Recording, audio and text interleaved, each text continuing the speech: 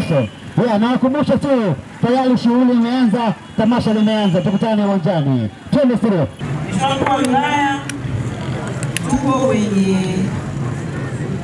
kazi ya Tume Huru ya Uchaguzi, na kwa kipindi hiki kulingana na ratiba ya tume tunaendelea na kusimamia kampeni za vyama vya siasa kama tume, lakini pia katika jimbo letu la Kwimba na Sumbe tuna vituo 8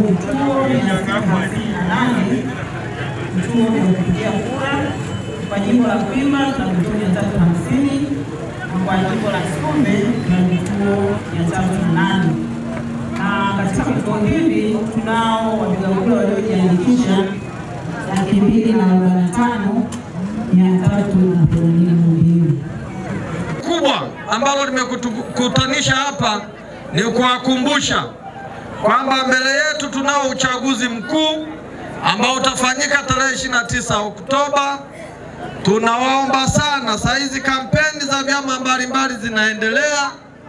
Tunawaomba muende mkahudhurie kampeni hizo, msikilize sera za vyama mbalimbali ili muweze kuamua na kuona ni kiongozi gani mtamchagua. Na vituo vya kupigia kura vitafunguliwa kuanzia saa 1 asubuhi na vitafungwa jioni saa 10. Kwa hiyo ni muhimu kwenda kupiga kura mapema, na baada ya hapo uende kwenye shughuli zako za uzalishaji mali.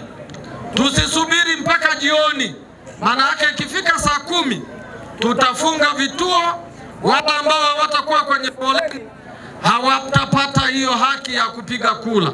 Kwa hiyo chonde ni waombe, ni muhimu tunapochagua viongozi tunachagua maendeleo. Kama wewe unahitaji huduma ya maji, unahitaji barabara, ili huduma hizo uweze kuzidai bila kuwa na uoga, ni lazima ukapige kura.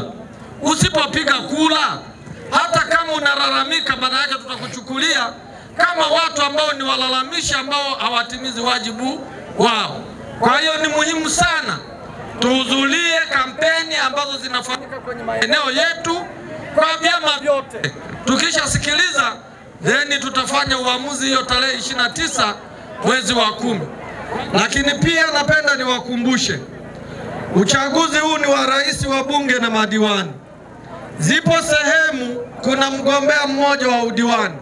Kwa utaratibu wa Tume Huru ya Uchaguzi na sheria za nchi yetu, kila mgombea atapigiwa kura. Hata kama yuko peke yake atapigiwa kura za ndio na hapana. Hali ya siasa kwa wilaya ya Kwimba na kwa majimbo yote mawili iko vizuri, kwa sababu vyama vingi vimejitokeza kwa ajili ya kushiriki uchaguzi kwa majimbo yote mawili. Kwa hiyo tunaendelea vizuri. Kwa majimbo mawili ya Kwimba ni vyama 8 vilivyoshiriki uchaguzi. Kwa majina naitwa Naomi Julius, ni mwananchi wa Ungumarwa. Jamani, mimi nimehudhuria mikutano mingi sana ya wagombea kila sekta, kusikiliza sera za kila mgombea. Mimi nawahamasisha tu ndugu zangu wananchi, mje mjitokeze tarehe 29 mwezi wa 10, mchague kwa ajili ya uchaguzi, mje mchague kiongozi anayefaa kutuletea maendeleo. Nipo tayari kwenda kupiga kura Oktoba 29 na nimeshajiandikisha tayari kwenye daftari la kudumu la kupiga kura, na kadi ya mpiga kura tayari ninayo. Nasikiliza hotuba za wagombea. Yule atakayefaa nitaenda kumchagua siku ya uchaguzi.